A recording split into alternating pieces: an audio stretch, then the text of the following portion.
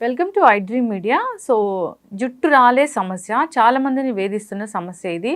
So కుచ్చులుగా జుట్టు రాలిపోతూ ఉంటుంది. So రాలిన జుట్టు మళ్ళీ రాకుండా ఆ ప్లేస్లో ఉంటుంది. సో ఏంటి అసలు ఈ సమస్య, ఎందుకు ఈ ప్రాబ్లం అనేది వస్తుంది, చిన్న వయసులో రావడానికి కారణాలు ఏంటి, రూట్ కాజ్ తెలుసుకుని దానికి ట్రీట్మెంట్ అంటే ఏముంది, సో దీని గురించిన వివరాలు తెలుసుకుందాం. మనతో పాటు ఉన్నారు ప్రముఖ పంచగవ్య వైద్య నిపుణులు డాక్టర్ ఆనంద్ కుమార్ గారు. డాక్టర్ గారు నమస్తే అండి. ఓం నమస్తే జీ, వందగా మాత్రం. అంటే పంచగవ్య వైద్య విధానం అంటే చాలా మందికి, అంటే ఈ ట్రెడిషనల్ వైద్యం వైపు చాలా మంది మొగ్గు చూపుతూ ఉన్నారు. అంటే చిన్న చిన్న వాటికి అన్నిటికీ కెమికల్ బేస్డ్ ట్రీట్మెంట్స్ ఎందుకని అనుకుంటూ ఉన్నారు.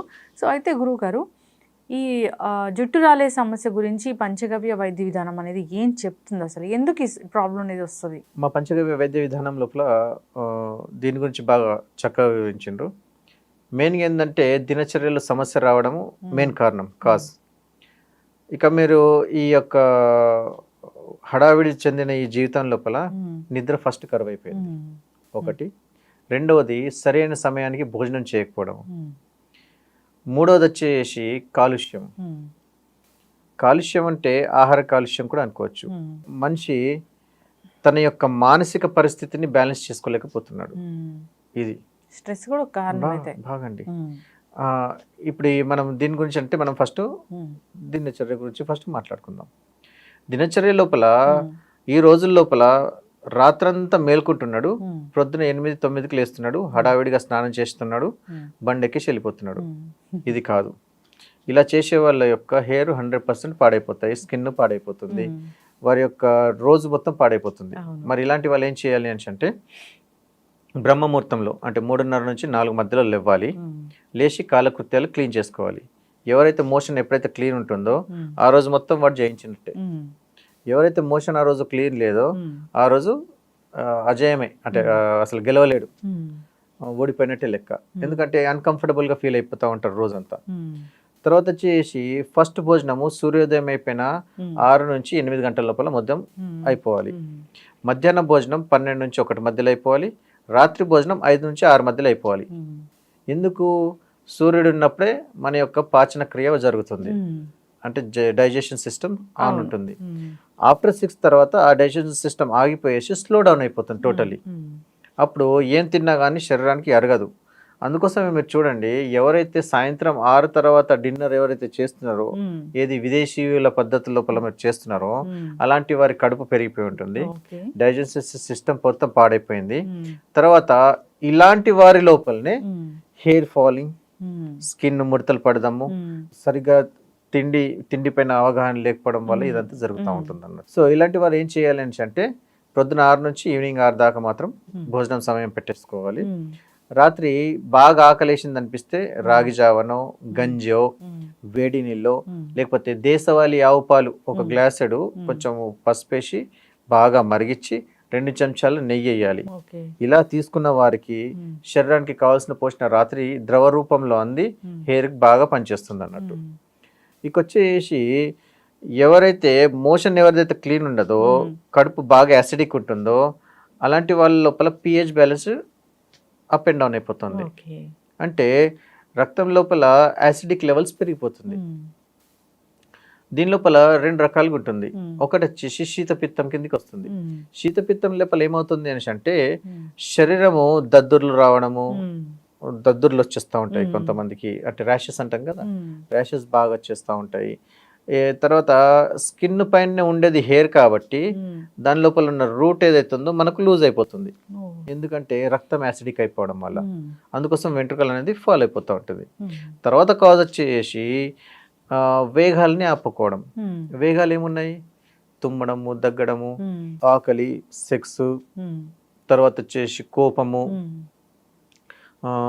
ఇలా మోషన్స్, వాంతులు, దగ్గు, తుమ్ము, వీటిని ఆపద్దు. ఇలా ఎప్పటికప్పుడు మీరు మీ ప్రమేయం ఉండి ఆపినరే అనుకోండి, థైరాయిడ్ పైన దాని ప్రభావం పడుతుంది. ఒకప్పుడు పెళ్ళిళ్ళు అవుతుండే కదా, తల్లి పిల్లలు దూర ప్రాంతాలు ఇచ్చేవారు, సంవత్సరంకి ఒకసారి కలిసేవారు. కలిసిన తర్వాత అమ్మ నా కూతురు వచ్చింది అనేసి ఇద్దరికిద్దరు అలుముకొని బాగా ఏడిచేవారు. అదొక ప్రోగ్రామ్ అన్నట్టు, ఒక హాఫ్ అన్ అవర్ ప్రోగ్రామ్ ఉంటుండే. ఏడుస్తా ఉండరు బాగా. ఏందబ్బా ఏడుస్తున్నారు అసలు పద్ధతి లేకుండా అని అనుకునేవారు అప్పట్లో. అవును. కానీ ఆ ఏడవడం వల్ల ఈ యొక్క థైరాయిడ్ గ్రంథి అనేది యాక్టివేట్ అయిపోతుంది ఇక్కడ. ఓ, అంటే ఏడవడం మంచిదే. ఏడవడం మంచిదే, అంటే ఎమోషన్ కంట్రోల్ కంట్రోల్ చేసుకోకూడదు. ఉమ్. ఎమోషన్ ని గో ఆన్ చేసేసేయాలి, తీసేసేయాలి. ఉమ్. కోపం వచ్చేసింది, అప్పటిదప్పుడు కోపడేసిండ్రు, అయిపోయింది, మళ్ళీ ఎక్కడిదక్కడ మళ్ళీ సిట్రేట్ అయిపోయిండ్రు. ఉమ్. ఎంత అద్భుతంగా ఉంటుంది చూడండి ఒకసారి. నవ్వు వచ్చిందా నవ్వండి, నవ్వకుండా ఆపుకుంటారేంటి? కరెక్ట్. ఇంకో విషయం మీద చిరాకు వస్తుంది, చిరాకు పడ్డరు అయిపోయింది, మళ్ళీ నార్మల్ స్థితికి వచ్చేస్తారు కదా. తుమ్ము వచ్చింది, తుమ్ము ఆపుకున్నారు అనుకోండి, అది 200 నుంచి 300 కిలోమీటర్ల వేగంతో తుమ్ము వస్తుంది. అది ఒకటేసారి ఆపినారు అనుకోండి, ఆ వేగము తలకు కొట్టేసి బ్రెయిన్ హెమరేజ్ అయ్యే అవకాశం ఉంటుంది. అందుకోసము తుమ్ము వస్తే ఇలా పట్టి తుమ్మేసేయాలి, ఇలా అడ్డం పెట్టకూడదు. అడ్డం పెడితే రివర్స్ వెళ్తుంది. దగ్గు కూడా అంతే, కక్కు కూడా అంతే. కరోనా టైంలో చెప్పేవాళ్ళు దగ్గు వస్తుందంటే అంటే ఊపిరితిత్తులు స్ట్రాంగ్ అవుతాయి అని డాక్టరే చెప్పేవాళ్ళు. ఎస్. అంటే ఈ జుట్టు రాలే సమస్య ఉంది అంటే ఏమైనా ఇంటర్నల్గా తీసుకుంటే ఈ ప్రాబ్లం అనేది మనం కరెక్ట్ చేసుకోవచ్చు. ఇప్పుడు నేను ఇవన్నీ చెప్పడానికి కారణం ఏంటి అంటే బాడీ లోపల హార్మోన్ బ్యాలెన్స్ చేయడానికి ఈ వేగాల్ని మీరు ఎప్పటికప్పుడు శుద్ధి చేసుకోండి అని చెప్తున్నాను. అయితే ఎవరిదైతే మోషన్ క్లియర్ ఉంటుందో రోజు పొద్దున లేవగానే అలాంటి వారి లోపల రక్తం తయారీ మంచిగా అవుతుంది. అక్కడ నేను చెప్పాలనుకుంటున్నది విషయం ఏంటిదంటే డైజెషన్ సిస్టమ్ ఓకే అవుతుంది. ఎవరిదైతే డైజెషన్ సిస్టమ్ ఓకే అవుతుందో అప్పుడు రక్తం ద్వారా కెరటిన్ లెవెల్స్ పెరిగిపోతాయి. మరి కెరటిన్ ఎక్కడ ఉంటుంది అని అంటే తల వెంట్రుకల్లో అండ్ గోర్లలో. ఇవి నిర్జీవమైనవి. ఎప్పుడైతే శరీరానికి అటాచ్ ఉన్నదో అప్పుడు దాని లోపల కొద్దిపాటిగా మీకు స్పర్శ ఉన్నా అది హెయిర్ బయటకు వచ్చేసింది అంటే దాని మీద స్పర్శ ఉండదు. ఇది దాని లక్షణము, కెరటిన్ లక్షణం అన్నట్టు. ఈ హెయిర్ అంతా కెరటిన్ అన్నట్టు. అయితే ఈ వెంట్రుకల అసలైన కలర్ ఏంటి? Colour dark blue. Dark blue. ఇప్పుడు ఏవైనా కలర్లు ఇచ్చిండ్రు అనుకోండి, ఆ కలర్ ని డిపాజిట్ చేయడానికి మీకు ఇచ్చే కలర్ ఏంటంటే డార్క్ బ్లూ. మన యొక్క న్యాచురల్ గా ఇండియన్ కలర్ హెయిర్ ఏంటంటే డార్క్ బ్లూ. అయితే వివిధ కాలమాన పరిస్థితుల అనుసారంగా ఏ ఏ ప్రాంతాల్లో ఉంటారో అక్కడక్కడ మీ కలర్లు చేంజ్ అవుతూ ఉంటాయి.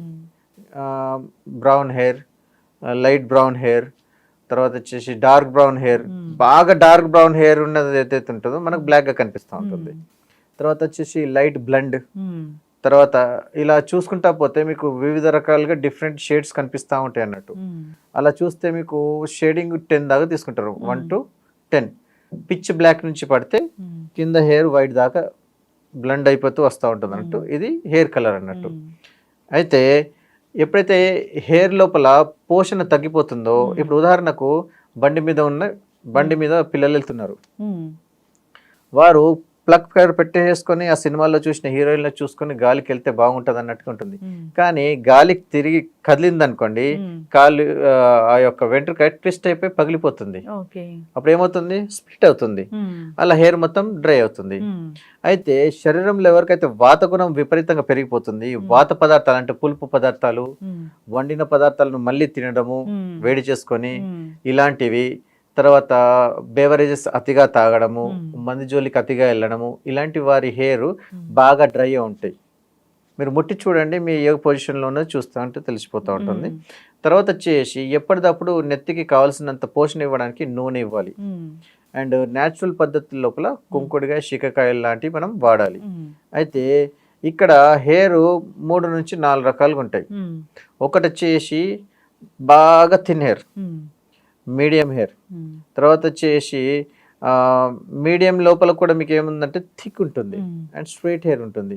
మళ్ళీ తర్వాత వచ్చేసి బాగా థిక్ హెయిర్ అండ్ కర్లీ ఉంటుంది అండ్ అది బాగా జిడ్డుగా ఉంటుంది.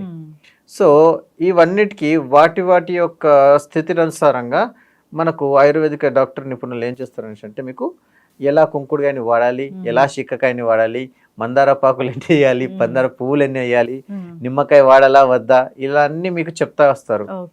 ఇప్పుడు ఏం చెప్తున్నారు అడ్వర్టైజ్లో, మొహానికి కానివ్వండి, తలకు కానివ్వండి, నిమ్మకాయలు అవి ఇవి పెట్టద్దు, అవన్నీ మసాలాలు కూరలు వాడుకోవడానికి అని అంటున్నారు. కానీ ఏ షాంపూలు చేసినా ఏది చేసినా కానీ వీటిని బేస్ చేసుకునే చేసినాయి ఇవన్నీ. వీటిని బేస్ చేసుకోకుండా మీరు ఏ షాంపూని తయారు చేయలేరు. ఒకవేళ ఇవి లేకపోతే అసలు ఈ యొక్క హెయిర్ని క్లీన్ చేసే విధానం కానివ్వండి, ఈ స్కిన్ని క్లీన్ చేసే విధానం కానీ, ఈ క్లీన్జింగ్ అనేది మీకు దొరకదు. ఇదంతా మనకి ఏంది ప్రాచీన వైద్య విధానం లోపల మూలికల్ని వీటిని మనం కనుక్కొని మనం చేసుకున్నాం కాబట్టి చేసుకుంటున్నాం. ఇది అతి పురాతన వైద్య విధానము. అవును. దీని లోపల హెయిర్ని నల్లగా చేసే మీకు న్యాచురల్ ఇంగ్రీడియంట్స్ ఉన్నాయి. దాని లోపల మనం మెహందీ అనుకోవచ్చు, నీలి ఆకు అనేసి అనుకోవచ్చు. అవును. నీలి ఆకుతోని మనం నలుపు రంగు చేసుకోవచ్చు. అవును. మెహందీతోని మనకు డార్క్ ఆరెంజ్, డార్క్ రెడ్కి వెళ్ళిపోవచ్చు దాని యొక్క స్థితిని బట్టి. కెమికలైజ్ చేసిందంటే వెంట్రుకలు రాలిపోతాయి. సో సరి అయిన అవగాహన ఉన్న వైద్య నిపుణులు అంటే ఇప్పుడు వీళ్ళని ఏమంటారంటే ట్రైకాలజిస్ట్ అంటారు. నేను ట్రైకాలజీ కూడా చదివాను. ట్రైకాలజీ లోపల స్కిన్ హెయిర్ గురించి బాగా చెప్తారు అన్నట్టు.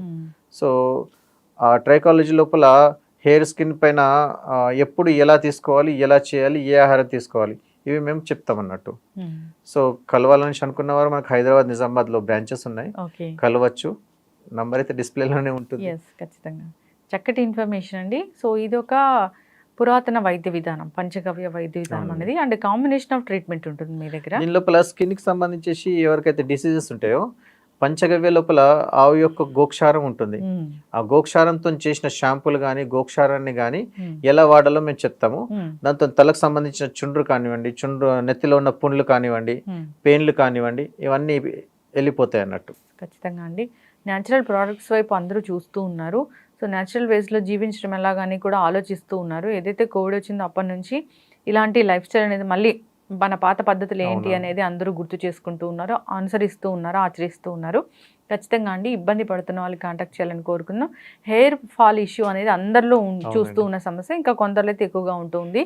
డిపెండ్స్ ఆన్ వాళ్ళ రూట్ కాజ్ ఏంటి అనేది, వాళ్ళ లైఫ్ స్టైల్ ఏంటి అనేది అన్నీ కూడా తెలుసుకోవాల్సి ఉంటుంది. చాలా చక్కటి ఇన్ఫర్మేషన్ గురువు గారు. ఈ సిరీస్ అనేది మనం కంటిన్యూ చేద్దాము. మీ వైద్య విధానం అయితే చాలా బాగుంది. ధన్యవాదాలండి. ఓం నమస్తే జీ, వందే గోమాత్రం.